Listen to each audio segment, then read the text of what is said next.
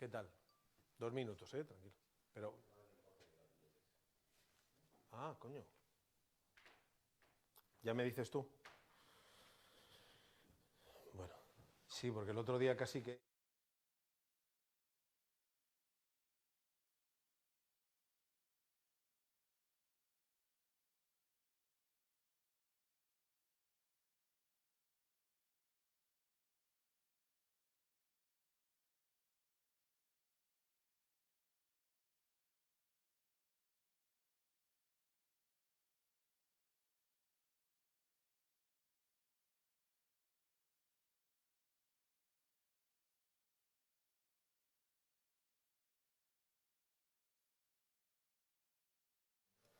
Estamos ya para abrir, ¿eh?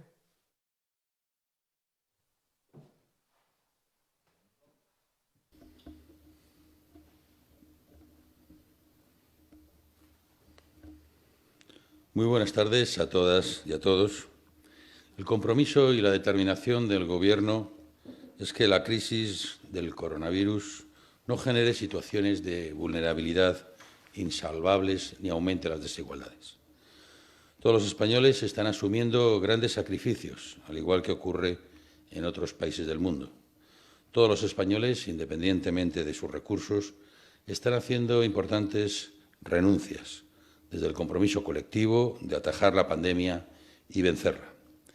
Las durísimas medidas confinatorias y la reducción drástica de la movilidad están dando, sin embargo, resultados. Ya hay estudios e instituciones de prestigio internacional que así lo aseguran. Y en esta línea, el esfuerzo que se ha hecho y que se está haciendo en el ámbito del transporte ha sido modélico, como se puede comprobar de manera global por el uso de los medios públicos de transporte y por el tráfico rodado. Las cifras de movilidad han pasado a tener un carácter prácticamente testimonial y el Real Decreto Ley está consiguiendo reducir la movilidad aún más, acercándose a los valores de un fin de semana, que era lo que perseguíamos. Por dar algunos datos que creo que son bastante ilustrativos, los servicios comerciales de Renfe están siendo utilizados por poco más de 1 millar de personas, que es una cifra bajísima y un 60% inferior a los datos de la semana pasada. Y en la hora punta de la mañana, los usuarios de Cercanías Madrid han bajado también en torno a un 40% con respecto a la semana anterior. En el caso de los vehículos ligeros, también hemos apreciado una importante reducción, con un 80% menos de vehículos, cuando en días laborables de la pasada semana era del 70%. Adicionalmente, y como ya saben, en el Ministerio trabajamos no solo por reducir la movilidad, sino también para garantizar y facilitar el transporte de mercancías y el abastecimiento. Por esto, junto con todas las restricciones de movilidad, estamos continuamente implementando medidas para facilitar el trabajo tanto de transportistas como de trabajadores de actividades esenciales que se ven obligados a desplazarse. En esta línea también les anuncio que hoy mismo hemos publicado un punto de información pública en la web del Ministerio donde se localizarán todas aquellas estaciones o áreas de servicio y establecimientos de restauración en el entorno de las principales autovías y carreteras que dan servicio de restauración para apoyo de los profesionales del transporte que así lo necesiten. También les informo de que en las últimas semanas la red de aeropuertos de AENA ha acogido 48 cargueros destinados al transporte de material sanitario que han llegado a distintos aeropuertos: Adolfo Suárez, Madrid-Barajas, Josep Tarradellas, Barcelona-El Prat, Zaragoza, Vitoria, Palma de Mallorca, Sevilla, Tenerife Sur. Por supuesto, todos ellos están exentos del pago de cualquier tasa. AENA mantiene operativos los aeropuertos con el personal necesario para que estos vuelos críticos, así como para los cargueros de abastecimiento para la población, los de emergencias, trasplantes y para las fuerzas y cuerpos de seguridad del Estado. En cuanto a la reorganización de las instalaciones aeroportuarias que estamos llevando a cabo, les informo de que hoy en el aeropuerto Adolfo Suárez, Madrid-Barajas, ya solo opera la T4. Ningún pasajero ni ningún avión operan en las terminales 1, 2 y 3 desde las últimas operaciones de ayer. El último vuelo fue un vuelo procedente de Frankfurt a las 4 de la tarde, la última llegada, y a las 5 salió el último destino a Palma. En el ámbito del transporte ferroviario también estamos trabajando para garantizar su funcionamiento. Hoy hemos aprobado una orden con nuevas medidas dirigidas a las entidades y centros encargados del mantenimiento de vehículos ferroviarios inscritos en el registro y que circulan por la red ferroviaria de interés general. Estos centros, que deben estar homologados y que son los encargados de realizar los planes de mantenimiento de los vehículos, están encontrando dificultades para desarrollar su actividad plenamente. Por tanto, hemos habilitado una serie de medidas excepcionales y transitorias para poder garantizar su actividad y realizar los servicios que se consideran básicos. Estas son medidas que responden a una estrategia clara: la restricción de la movilidad para la mayoría, con la posibilidad de desplazamiento en las mejores condiciones para aquellos que tienen que continuar desplazándose. Conviene subrayar que si esta estrategia de confinamiento generalizado ha tenido éxito, se debe al compromiso de todos y cada uno de los ciudadanos. Por tanto, este Gobierno va a hacer todo lo que sea necesario para que ningún ciudadano quede atrás cuando afrontemos el momento de la reconstrucción y la recuperación económica. Con este propósito, el Gobierno, con el apoyo de prácticamente todas las fuerzas parlamentarias, impulsó un plan de emergencia para movilizar 2.000 millones de euros y levantar un escudo económico y social sin precedentes en nuestra historia. Un escudo económico y social que ha tenido continuación con la aprobación ayer en el Consejo de Ministros del Real Decreto Ley de medidas urgentes y extraordinarias para hacer frente a las situaciones de vulnerabilidad de los arrendatarios, como consecuencia de la pandemia que azota a nuestro país. Este Real Decreto pretende que la crisis del coronavirus no provoque también una crisis en el mercado del alquiler con un coste social y económico inasumibles. Se trata de un paquete de medidas pensado para brindar especial protección a los inquilinos en situación de vulnerabilidad, pero también a los pequeños propietarios que conforman más del 85% del mercado del alquiler en nuestro país y que obviamente también son, porque lo somos todos, víctimas de la emergencia sanitaria más grave en los últimos 100 años. Se trata, en definitiva, de un refuerzo legislativo y presupuestario para que esta pandemia no suponga un retroceso en la protección del derecho a la vivienda ni tenga como consecuencia una contracción de la oferta del alquiler, agravando así el problema de la vivienda. No podemos consentir que una persona que quede en situación de vulnerabilidad coyuntural o prolongada en el tiempo por culpa del coronavirus padezca además la angustia de temer quedarse en la calle por no poder pagar un alquiler. Para este Gobierno es muy importante curar cuanto antes las heridas sociales de esta pandemia. En este Real Decreto hemos querido regular con perspectiva social todas las situaciones, atendiendo a todas las casuísticas y utilizando también todos los recursos disponibles. Hemos pensado en las personas o familias en riesgo de desahucio, bien porque estén en medio de un proceso de lanzamiento o porque puedan verse en esa tesitura tan terrible. No podemos pedir a la ciudadanía que se quede en casa y después permitir que por una situación de vulnerabilidad causada por la pandemia tengan que abandonar sus casas. Hemos pensado también en aquellas personas o familias cuyos contratos de arrendamiento finalicen en medio de esta crisis y sufran la incertidumbre de cómo actuar, cómo gestionar esta situación en medio del confinamiento. Y hemos pensado, lógicamente, en situaciones de falta de liquidez puntual o de vulnerabilidad prolongada, así como en esos pequeños propietarios que se valen de las rentas que les procura el alquiler de sus pisos para subsistir. Por lo que respecta a las personas o familias afectadas por un proceso de desahucio, el Real Decreto prevé la paralización de los lanzamientos sin alternativa habitacional. Cuando el arrendador sea un pequeño propietario, lógicamente el periodo de esa suspensión la decidirá un juez previo informe de los servicios sociales.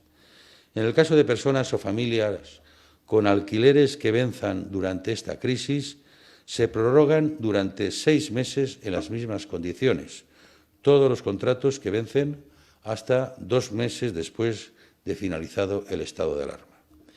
En el caso de familias en situación de vulnerabilidad, que sean arrendatarias de inmuebles propiedad de grandes tenedores de vivienda, que entendemos aquellos que tienen más de 10 inmuebles, o lo sean de administraciones públicas, el Real Decreto predispone a una solución de mutuo acuerdo para una reducción de la mensualidad o aplazamiento de pago. De no lograr una solución acordada temporal, el arrendador puede optar por reclamar el 50% de la cuota del alquiler durante un periodo máximo de 4 meses. O puede optar por aplazar el pago del alquiler durante un máximo de 4 meses que el inquilino se comprometerá a devolver en un mínimo de 3 años o hasta el vencimiento del contrato. Es decir, se articula un mecanismo de conciliación para gestionar una situación temporal de vulnerabilidad. Si el inquilino no puede devolver las mensualidades adeudadas, en cualquier caso, siempre puede recurrir a las líneas de ayudas o beneficiarse de la dotación extraordinaria que recibirán las comunidades autónomas a través del Plan Estatal de Vivienda para proteger a personas o familias en situaciones de vulnerabilidad estructural. Por lo que respecta a la línea de avales, se trata sin duda de una de las medidas más audaces de este Real Decreto, en tanto que contempla las 3 variables más importantes a tener en cuenta.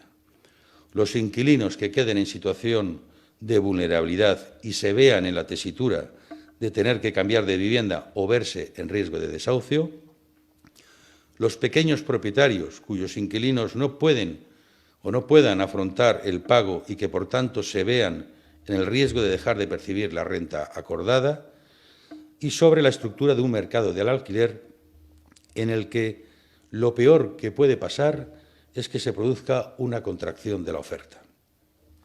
Pues bien, el Ministerio de Transportes, Movilidad y Agenda Urbana suscribirá un acuerdo con el ICO para que las familias o personas en situación de vulnerabilidad puedan beneficiarse de préstamos bancarios avalados por el Estado para pagar puntualmente el alquiler. Estos préstamos cubrirán el pago total o parcial del alquiler durante un periodo de hasta 6 meses, sin ningún tipo de gastos o intereses para el solicitante y pudiendo devolverlo en un plazo de hasta 6 años, prorrogable incluso por otros 4 más. Los aspectos concretos de esta medida se plasmarán en una orden ministerial y mediante el acuerdo entre el Ministerio y el ICO. Se trata, pues, de préstamos blandos para salvar una situación de crisis que entre todos conseguiremos que sea temporal. Por otro lado, para proteger a las familias e inquilinos que entren en una situación de vulnerabilidad prolongada, el MIDMA creará un nuevo programa dentro del Plan Estatal de Vivienda que permitirá la concesión de ayudas directas al alquiler por parte de las comunidades autónomas con un máximo de entre 600 y 900 euros. El importe de estas ayudas lo establecerán las comunidades autónomas en atención a cada caso y en función del mercado del alquiler. Finalmente, se facilita la reorientación de los programas del Plan Estatal de Vivienda para atender la problemática del alquiler y se establece una dotación económica extraordinaria para las comunidades autónomas de al menos 100 millones de euros. Por concluir, quiero insistir en que con este decreto logramos blindar el derecho a la vivienda, preservar la renta disponible de los hogares, sean arrendatarios o arrendadores, bien aplazando los pagos de alquiler, recurriendo a microcréditos o mediante las nuevas ayudas al alquiler del Plan Estatal de Vivienda. Y preservar la renta disponible va a ser crucial para garantizar la recuperación económica mediante el consumo. Lanzar un mensaje de seguridad en un contexto de incertidumbre y agilizar la concesión de ayudas, como por ejemplo transferir con urgencia a las comunidades autónomas y a las ciudades de Ceuta y Melilla fondos comprometidos para este año, relajando las condiciones para ser liberados. Hemos articulado un paquete de medidas excepcionales para un momento extraordinario, anticipándonos a los problemas que pueden producirse en el mercado del alquiler mediante soluciones ágiles, viables y equitativas, que en lugar de perjudicar a unos para aliviar a otros, contribuyan a que todos superemos juntos esta crisis. Gracias. Ministro Planas. Buenas tardes. Quisiera hacer un breve informe en relación con la situación del abastecimiento alimentario. Lo hice ya a inicios de la semana pasada y si entonces utilizaba la expresión de una práctica normalidad en el funcionamiento de la cadena alimentaria, hoy puedo decir que esa situación es de plena normalidad. Es decir, que desde agricultores y ganaderos y también pescadores, en definitiva, desde el campo hasta la mesa, todos los productos alimentarios están llegando en cantidad y en calidad absolutamente normales, sin que haya ninguna incidencia que sea reseñable. En los días anteriores y en los propios primeros días del estado de alarma, esa venta de productos alimentarios se incrementó en un 29,8%. En la semana posterior disminuyó hasta un 10,9%, es decir, casi 20 puntos. Y esta misma semana podría decir que nos encontramos en los últimos días en torno a las mismas cifras, esto es, un crecimiento aproximado de año en año, tomando las cifras del año pasado, un 10% en el consumo de las familias y de los hogares, lo cual constituye un crecimiento normal en las circunstancias de restricción de movilidad en que nos encontramos en este momento. Y el perfil del consumo, y es mi segundo comentario, ha cambiado también. Ha cambiado porque parte del consumo que efectuábamos fuera de los hogares se realiza ahora dentro de los hogares, de tal forma que está claro que algunos productos consumidos en valor en casi un tercio del total del consumo alimentario y en volumen en un 14% en hoteles, restaurantes o bares, lo es ahora en los domicilios. En esa pequeña parte ha cambiado el perfil, pero es evidente que todas las familias apuestan por productos que tengan una caducidad superior, una vigencia superior de cara a maximizar su inversión en el campo alimentario. Y mi tercer comentario a este respecto es que yo creo que en esta situación de excepcionalidad en la lucha contra la pandemia, contra el coronavirus, nos encontramos en la cadena alimentaria en una situación de normalidad. Y quisiera de nuevo rendir homenaje a quienes son sus protagonistas, a los agricultores y a los ganaderos, también a los pescadores, a los trabajadores de las empresas cooperativas agroalimentarias y a la industria agroalimentaria y a quienes evidentemente están mucho más cerca de nosotros, a los empleados y a las empresas de los supermercados y de las tiendas de alimentación donde se está produciendo un suministro con la práctica normalidad y con la reposición de los productos en los lineales de forma absolutamente normal. Pero esta situación de normalidad no debe tapar el hecho de que nos encontramos con algunos problemas en algunos sectores en relación con la situación de la agricultura, la ganadería y de la pesca en España. En particular, el cierre de ese canal de restauración que suponen hoteles, restaurantes y bares, donde, como antes decía, se consume en valor prácticamente un tercio de lo que se vende en el sector agroalimentario español, ha producido evidentemente que determinados productos que son de preferente consumo en ese canal no lo sean en este momento, con lo cual los productores se encuentren en una difícil situación. Estoy refiriéndome en particular al cordero y estoy refiriéndome también a los quesos de cabra y de oveja y también al pescado fresco. Son sectores que están siendo afectados por esa disminución de consumo en el canal Horeca. Y si me permiten, yo quisiera hacer aquí un llamamiento. Se trata de pequeños productores que creo que merecen no solo el reconocimiento, sino del apoyo de la sociedad. Y hago un llamamiento al conjunto de las familias y de los hogares a que incrementemos nuestro consumo en productos que son sanos, que son evidentemente muy alimenticios y muy sabrosos. Me estoy refiriendo al cordero, al queso de oveja y al queso de cabra y al pescado fresco, que tan importante es para el conjunto de nuestra alimentación. Y un segundo problema con que nos estamos encontrando en estas fechas, se inicia prácticamente, estaba concluyendo en la última fase la campaña de recogida, sobre todo en Huelva, de frutos rojos, de fresa, frambuesa y otros frutos rojos, y en estos momentos, prácticamente este mismo mes, la segunda quincena, se inicia ya la recogida de otros productos, fundamentalmente de fruta de hueso. Es la necesidad de trabajadores de mano de obra para llevar a cabo esa recogida. Por tanto, estamos en contacto hoy mismo, esta mañana. El secretario general del Ministerio se ha reunido por videoconferencia con el conjunto de las comunidades autónomas y yo mismo he hablado con las organizaciones profesionales agrarias y con las empresas cooperativas de cara a poder diseñar la respuesta que en el seno del Gobierno estamos meditando y estamos trabajando para dar respuesta efectivamente a esa necesidad de mano de obra que va a existir de forma inmediata para recoger los productos del campo, para efectuar las tareas que se denominan de aclarado, pero también de recogida de fruta y que tan importantes son, yo creo, no solo para la alimentación del mercado nacional, sino para mantener los flujos tradicionales de exportación que en el campo de las frutas y hortalizas España es la huerta de Europa, podemos continuar manteniendo de cara al exterior. Y finalmente quisiera referirme a todas las medidas de apoyo que en relación al sector hemos adoptado y venimos adoptando y la interlocución que estamos efectuando en este momento con la Comisión Europea, con la Unión Europea, a este respecto. Lo primero que quisiera hacer referencia, y hacía hace un momento también referencia a ello el ministro de Transportes que me ha precedido en el uso de la palabra, el conjunto, el paquete de medidas muy ambicioso que el Gobierno de España ha adoptado como respuesta al conjunto de los sectores también es evidentemente aplicable en el sector primario.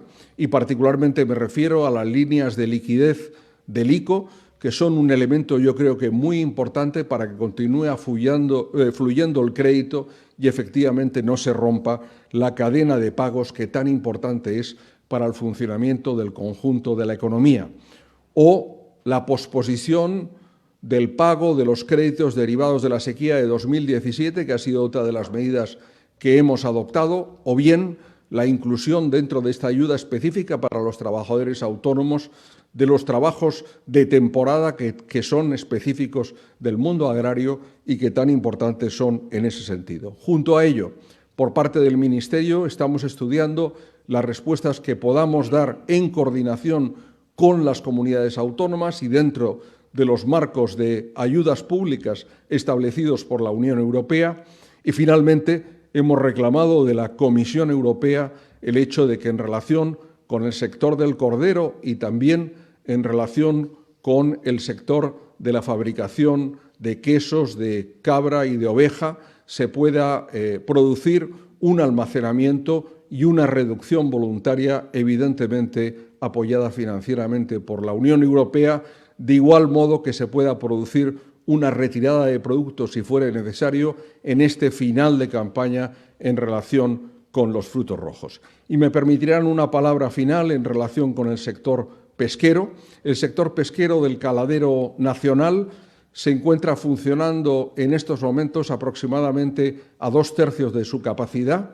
Esa reducción se ha producido fundamentalmente en la pesca en el Mediterráneo, donde solo funciona aproximadamente un 10%, está funcionando en pleno rendimiento Golfo de Cádiz y en el Cantábrico noroeste ha disminuido también en una parte las cifras de capturas. La flota que faena en países terceros, así como la situada lejos de territorio de España, está funcionando con normalidad. Eso no quiere decir que no sean necesarias ayudas y por eso hoy mismo la Comisión Europea ha estado debatiendo y esperamos que mañana se hagan públicos determinados apoyos a las solicitudes que hemos efectuado fundamentalmente en materia de amarres temporales de la flota o de segmentos de esa flota y también en relación con el almacenamiento de producto. Todo ello, concluyo, significa que la cadena alimentaria está funcionando de forma correcta, que nos asegura en una situación extraordinaria un abastecimiento normal y yo creo que el Gobierno, en primer lugar, y todos los ciudadanos y ciudadanas reconocemos el trabajo de todos y el valor del trabajo de todos quienes forman parte de ella, que nos hacen posible en que esta situación, efectivamente, la alimentación en España funcione de forma plenamente normal. Ministro Planas, ya que está usted en el uso de la palabra, desde Asturias, la Televisión Autonómica Asturiana, TPA, le pregunta si el Gobierno tiene previstas más medidas concretas para sectores como el pesquero o el ganadero, que están pasando grandes dificultades con esta crisis. Sí, efectivamente, lo acabo de mencionar hace un momento. Creo que será necesario, en parte por razones sanitarias, pero básicamente por razones de mercado, el amarre de parte de nuestra flota, incluyendo, lógicamente, parte de la flota del Cantábrico noroeste, y por eso está claro que necesitaremos ayudas. Y por eso las hemos solicitado de la Comisión Europea y esperamos que a través del Fondo Europeo Marítimo y de la Pesca se puedan arbitrar los apoyos para financiar tanto medidas de almacenamiento como medidas relativas también a la parada temporal de armadores y de tripulantes. Y en relación con el sector ganadero he hecho referencia hace un momento, en relación concretamente con el sector del cordero, pero también con el ovino y el caprino, estamos siguiendo de cerca la situación y evidentemente le daremos la respuesta que sea necesaria en el momento que sea necesaria, con apoyo nacional y apoyo comunitario. El País le pregunta al ministro de Transportes, José Luis Ábalos, si el Gobierno tiene pensada alguna ronda con los partidos para buscar su apoyo. ¿Siente el Gobierno que se está quedando políticamente solo? Con los datos que tiene encima de la mesa, ¿creen que sería necesario prorrogar el estado de alarma tal y como está o más suavizado? Bueno, el Gobierno va, lógicamente, y a través también de su propio grupo parlamentario, pues establecer, lógicamente, una serie de contactos que tienen que ver, además, con buscar también el apoyo a este decreto del que hemos estado dando cuenta, de estas mismas medidas que acabo de exponer, y así lo vamos a hacer. Respecto de medidas complementarias o alargamiento del actual estado, pues vamos a ir viéndolo en función de los resultados que vayamos consiguiendo. Y, de hecho, pues ahora mismo, después de la medida tomada el fin de semana, pues vemos que efectivamente la movilidad se reduce como consecuencia de la reducción de la actividad. Seguimos muy pendientes de los datos sanitarios y todo eso es lo que nos va a indicar las medidas o las iniciativas que podamos tener, pero obviamente todavía no tenemos ninguna decisión al respecto en lo concreto de la pregunta que se me hacía.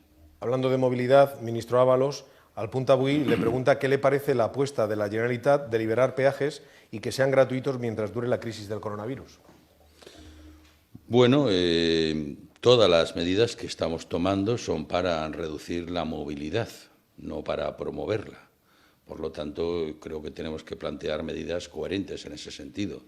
Si lo que se trata es de reducir, pues no tiene mucho sentido promover esta movilidad. Desde luego no creo que sea muy coherente en ese sentido.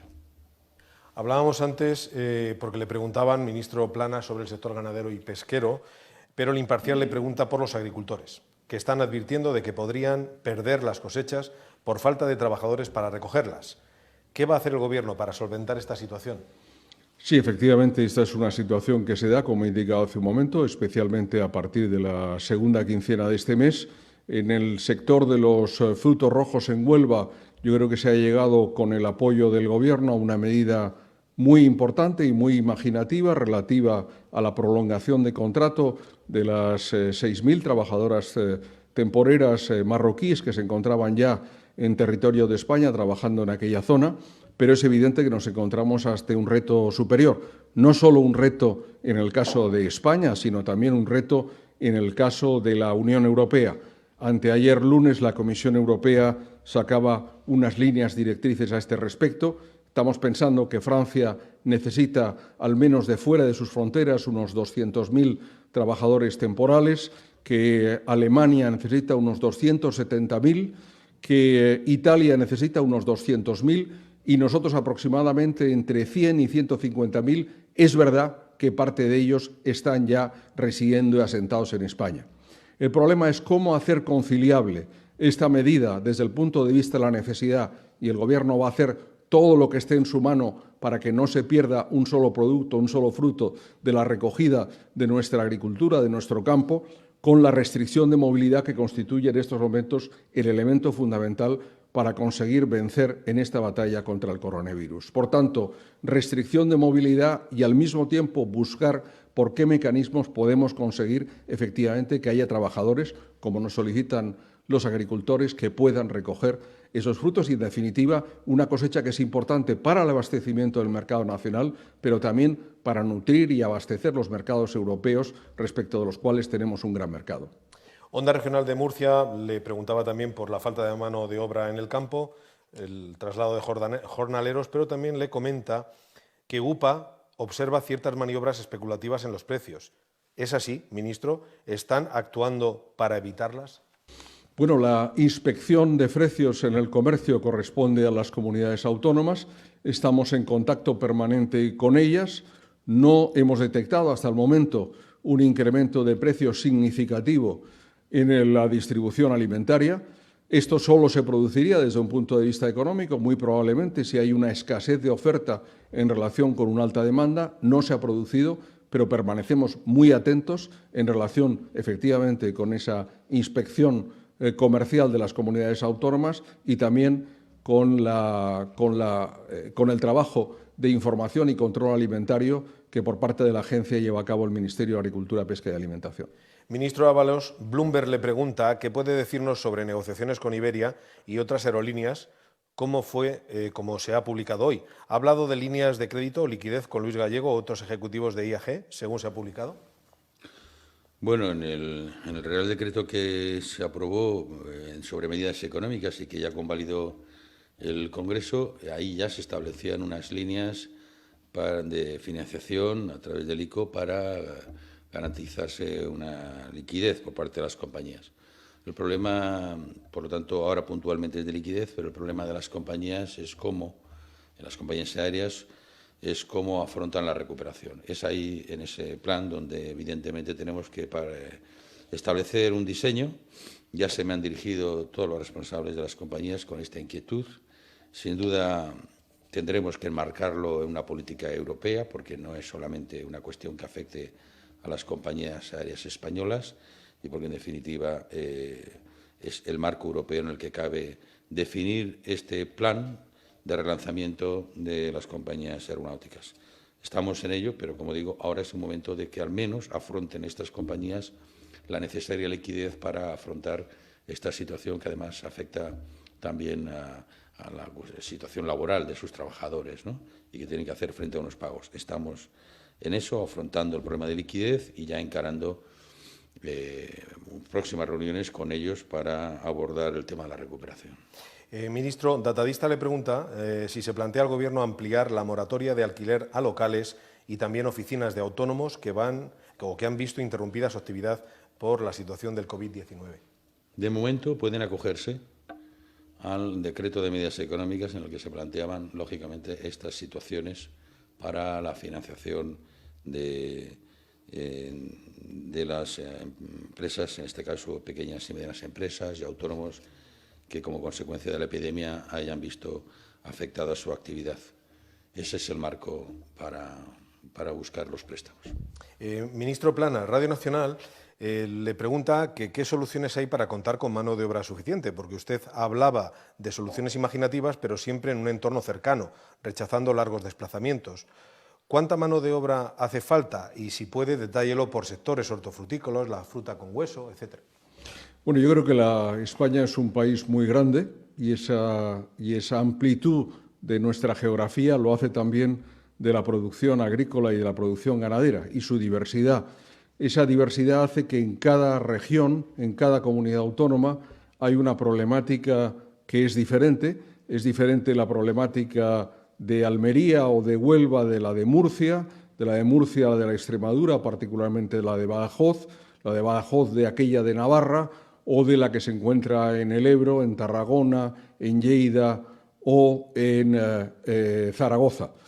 Cada una de ellas tiene unas características diferentes. Precisamente por eso estamos trabajando con las comunidades autónomas, por eso estamos trabajando con las organizaciones profesionales agrarias, porque puede ser que en un lugar la solución sea diferente de otro. Es evidente que con las restricciones a que he hecho referencia tendrá que ser por una mano de obra de proximidad como se puedan solucionar. Pero yo creo que hay soluciones, efectivamente, lo estamos discutiendo en el seno del Gobierno y en los próximos días esperamos poderlas hacer públicas una vez hayamos encontrado cuál es la medida de incentivo más positiva en ese sentido. Ministro Planas, su intervención suscita muchas preguntas muy concretas, ¿no?, muy localizadas, como por ejemplo la que formula la mar de onuba.es.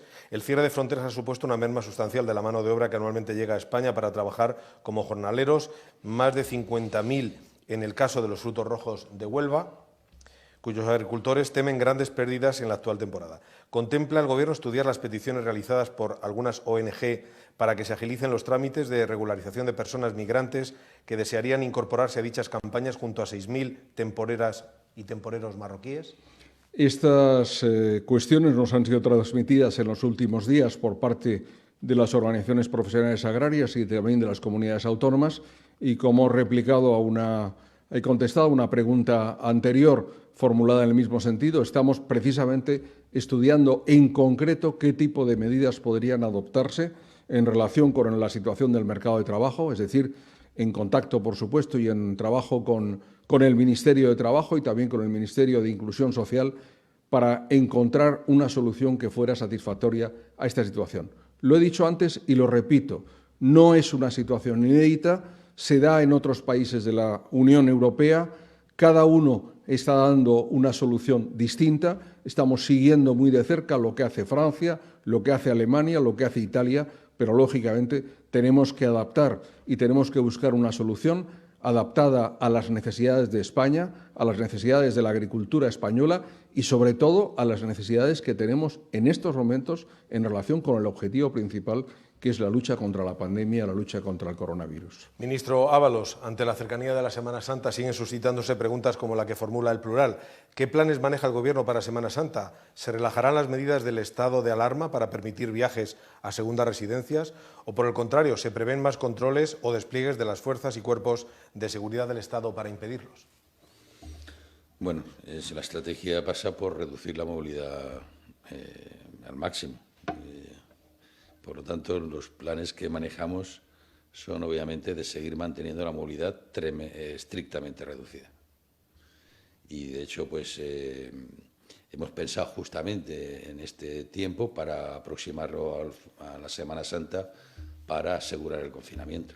Así es que no se contemplan medidas para liberar esa movilidad. Bueno, pues con estas preguntas concluye esta comparecencia. Les agradecemos su presencia al ministro de Transportes, José Luis Ábalos, y al ministro de Agricultura, Pesca y Alimentación, Luis Planas. Gracias y gracias también a los participantes. Muchas gracias. Muchas gracias.